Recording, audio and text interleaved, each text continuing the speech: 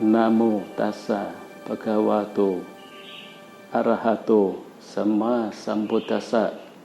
Namo tassa bhagavato arahato sama sambuddhassa. Namo tassa bhagavato arahato sama sambuddhassa. Naparo parang nikubeta nati manyeta kata cinang kanji biaro sana patigasanya nanyamanyasa duka mijeya. Metta Sutta. Saudara sedhamma yang berbahagia, Hari Trisuci Waisak mengingatkan kita kembali pada peristiwa suci kelahiran, penerangan sempurna, dan kemangkatan. Trisuci Waisak diperingati pada hari yang sama dan tahun yang berbeda-beda, yaitu Purnama Raya di bulan Waisak, kelahiran Siddhartha Gautama, calon Buddha, 623 sebelum Masehi di Nepal. Penerangan sempurna Guru Agung Buddha Gautama, 588 sebelum Masehi di Bodh Gaya, India. Kemangkatan Parinibbana Guru Agung Buddha, 543 sebelum Masehi, Kusinara, India. Hari Trisuci Waisak pada tahun ini jatuh pada tanggal 7 Mei tahun 2020. Segenap umat Buddha di seluruh dunia memperingati Hari Trisuci Waisak dengan penuh sukacita dan bahagia, menjadikan Dhamma kebenaran sebagai sumber pencerahan batin. Sangha Theravada Indonesia pada tahun ini, Trisuci Waisak ke 2564 tahun 2020 mengangkat tema persaudaraan sejati, dasar keutuhan bangsa. Tema ini relevan dalam rangka menghadapi keragaman persoalan sosial budaya, adat istiadat, permasalahan yang membutuhkan kepedulian sebagai penjaga keutuhan bangsa. Hidup bermasyarakat yang memiliki keragaman tradisi, budaya, kepercayaan maupun agama yang berbeda-beda, memiliki rasa yang sama. Satu bangsa, satu negara. Pernah diungkapkan oleh seorang pujangga yang termasyhur pada zaman Kerajaan Majapahit di Jawa Timur pada masa kejayaannya. Empu Tantular yang memiliki sesanti wejangannya, meskipun berbeda-beda, namun tetap satu jua. Nilai dari kebenaran ini pernah menjadi dasar perilaku hidup di masa zamannya, sehingga kala itu masyarakatnya maju, makmur, sentosa, damai dan bahagia. Karena itulah para pendiri bangsa ini telah kembali mengambil itu semua sebagai dasar perilaku hidup bagi bangsa dan negara kita yang sama-sama kita cintai. Karena itulah maka persaudaraan hidup yang diwarnai dengan keberagaman hingga saat ini bisa dijaga, karena kita selalu menggunakan dasar sebagai perilaku hidup adalah ajaran dari para leluhur. Dan kita memegang hidup sebagaimana kita mesti harus menjaga persaudaraan sejati. Yang namanya bersaudara itu hendaklah saling bisa mencintai, bisa menghargai antara orang yang satu dan yang lainnya. Mencintai diawali dari diri sendiri. Kita mencintai diri kita sendiri. Kita tidak menginginkan diri kita menderita. Demikian juga karena kita mencintai orang lain, makhluk lain, maka kita juga menginginkan mereka itu bebas dari penderitaan dan hidup dalam kebahagiaan. Bersaudara yang berarti juga hidup rukun.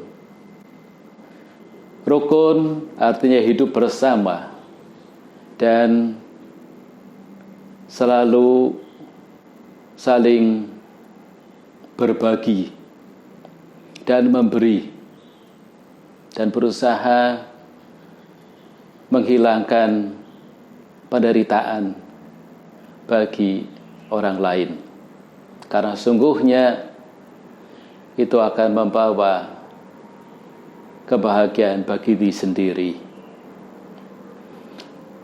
Tanpa saling menghina, mencela, dan menyakiti. Tidak sepatutnya kita saling menghina pada siapa saja, di mana saja. Terlebih lagi juga membenci dan mengharapkan orang lain celaka. Sifat dan kebiasaan yang baik dikembangkan agar supaya kita bisa hidup dalam persaudaraan sejati dengan saling menyayangi dan saling berbagi antara satu dengan yang lainnya. Membuang segala kebencian dan segala bentuk keburukan yang lainnya. Dengan demikian, maka hidup akan terasa mudah dan indah karena kita bebas dari kebencian. Tetapi kalau kita memiliki kebencian karena marah dan dendam dan mengharapkan orang lain celaka, maka hidup kita akan jauh dari berkah kebahagiaan. Karena permusuhan, karena pertentangan yang saling merugikan satu dengan yang lainnya itu akan terus terjadi. Kebencian tidak akan pernah berakhir bila dibalas dengan kebencian. Kebencian akan berakhir bila dibalas dengan cinta kasih. Ini adalah hukum abadi. Seperti demikian dijelaskan oleh Guru Agung Buddha dalam syair Dhammapada kelima. Saudara-saudara, keutuhan hidup bermasyarakat tergantung sepenuhnya pada saling mempercayai, saling menghargai, bukan mencurigai. Kuncinya adalah kejujuran. Dengan kejujuran, seseorang akan mendapatkan kepercayaan. Karena itu, jujur, sungguh jujur, rendah hati dan tidak sombong. Itu nilai luhur yang harus dikembangkan di dalam diri. Kalau masing-masing jujur dengan diri sendiri, jujur dengan orang lain, maka yang ada saling mempercayai, bukan mencurigai. Kejujuran itu muncul bukan secara tiba-tiba, tapi kejujuran dari latihan, dari hal-hal yang sewajarnya, bukan dibuat-buat, bukan berpura-pura. Kejujuran itu muncul dari dalam diri sendiri, dari bagaimana cara berpikir, berucap, dan bertindak. Itulah landasan hidup yang harus dikembangkan di dalam diri seseorang, sehingga akan terbentuklah karakter seseorang yang patut untuk dipuji, sebagai orang yang patut untuk dipercayai dan dihargai. Dengan demikian, maka keutuhan dalam hidup bermasyarakat bersatu utuh, tidak terpecah-pecah, tidak tercerai-berai karena sikap dan tindakan orang perseorangan yang karena tanpa kejujuran dan diwarnai oleh berbagai keburukan dan kejahatan. Ajaran agama mengajarkan kita semua untuk menjadi orang yang baik. Agama mempengaruhi kondisi psikologis manusia yang paling dalam. Dalam kondisi emosional yang paling dalam itulah kadang-kadang tanpa sadari, seseorang merasa bahwa dalam beragama dirinya sudah merasa yang paling benar, yang lainnya salah.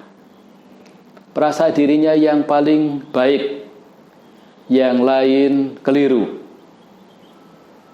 Padahal merasa paling itu bukan berarti sudah benar-benar yang paling baik, karena itu hanya perasaan saja.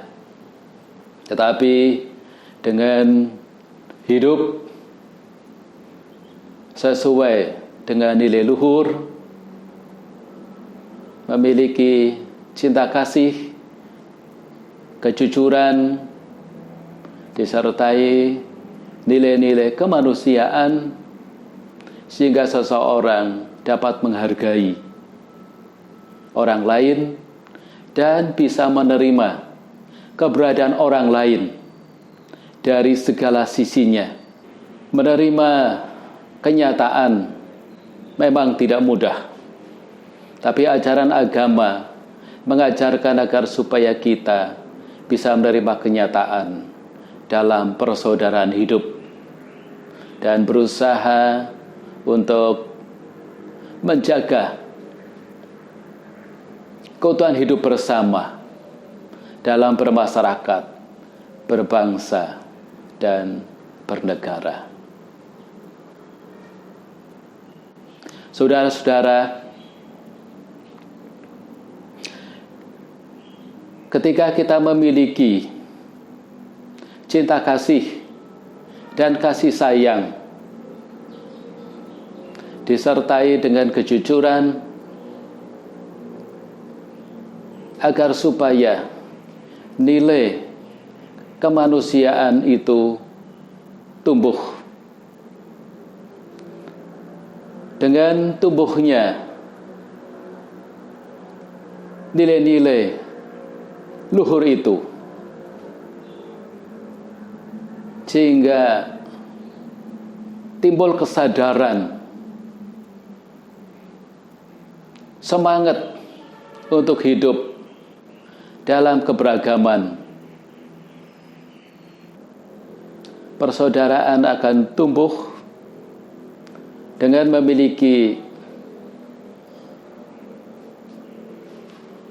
kebiasaan saling membantu dan bergotong royong. Gotong royong adalah satu tradisi masyarakat kita, wujud dari kebersamaan dan persaudaraan hidup yang saling dapat mencintai dan menghargai dan berusaha meringankan penderitaan bagi yang lainnya. Apalagi pada saat-saat musibah ini terjadi di tengah-tengah kehidupan kita bersama. Kehidupan yang diwarnai dengan gotong royong ini akan meringankan sekali beban dari orang yang satu dengan yang lain, terutama sekali yang terkena musibah. Nah, jangan sampai dalam kondisi seperti itu mencoba-coba mencari keuntungan di atas susah dan penderitaannya orang lain.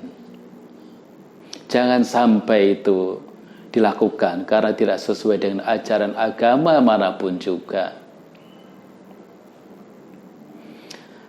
Pada akhir-akhir ini, musibah terjadinya pandemi virus corona COVID-19 ini membuat masyarakat menjadi resah, menjadi khawatir, menjadi was-was, karena virus ini menyebar dengan sangat cepat dan menular dari orang per orang. Karena itulah dalam kesempatan ini, mari kita bersama-sama untuk meningkatkan rasa disiplin kita dengan rajin mencuci tangan, rajin menggunakan masker, rajin dan disiplin untuk tetap tinggal di rumah, tidak pergi ke tempat keramaian. Dengan disiplin itu, maka membuat kita dapat menghindari wabah penyakit itu. Namun juga rasa kekhawatiran dan takut memang masih ada. Kita harus memahami bahwa segala sesuatunya itu karena sebab dan akibat. Kalau kita sudah disiplin menjalani hidup seperti yang saya sebutkan tadi, termasuk kita juga di rumah disiplin menjaga perilaku hidup, melakukan hal-hal yang baik, beribadah di rumah, dan juga berlatih meditasi, mengembangkan ketenangan, dan mengembangkan kesadaran yang luhur.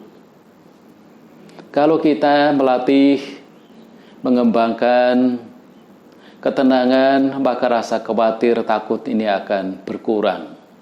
Sehingga ini juga tidak mempengaruhi fisik atau tubuh jasmani kita, tidak menurunnya imun dari tubuh jasmani kita. Tubuh tetap prima, sehat, sehingga kita akan terbebas dari penyakit. Terlebih lagi dengan melatih kesadaran yang lebih luhur lagi, memahami bahwa apapun juga bersifat tidak kekal, berubah, dan semuanya terus berubah, dan perubahan itu harus kita pahami sebagaimana mestinya. Dan apa yang sebenarnya terjadi pada kita, sakit dan penderitaan, atau hal yang tidak memuaskan, itu juga tidak akan bertahan lama. Karena sesungguhnya itu semua tidak kekal. Apa yang tidak kekal, yang berubah dan tidak memuaskan, sesungguhnya itu bukanlah milik kita. Badan jasmani sesungguhnya secara nilai tamak yang luhur bukanlah milik kita. Badan jasmani yang di luar, yang di dalam bukan milik kita. Perasaan juga bukan milik kita. Bukan kepunyaanku, bukan diriku. Pengertian juga bukan milikku, kepunyaanku, dan diriku. Bentuk-bentuk pikiran juga bukan kepunyaanku, bukan milikku dan bukan diriku. Demikian juga kesadaran, bukan milikku, bukan kepunyaanku, bukan diriku. Semuanya akan timbul, yang timbul akan lenyap. Dengan pemahaman seperti itu, maka seseorang akan dapat hidup tenang, dan hidup bahagia, dalam keluarga harmonis. Demikian juga dalam kondisi susah seperti apapun, maka selalu bisa menerima kenyataan hidup dan tetap dalam keutuhan bangsa dan dalam persaudaraan sejati sebagai sesama umat manusia. Dalam syair tambah pada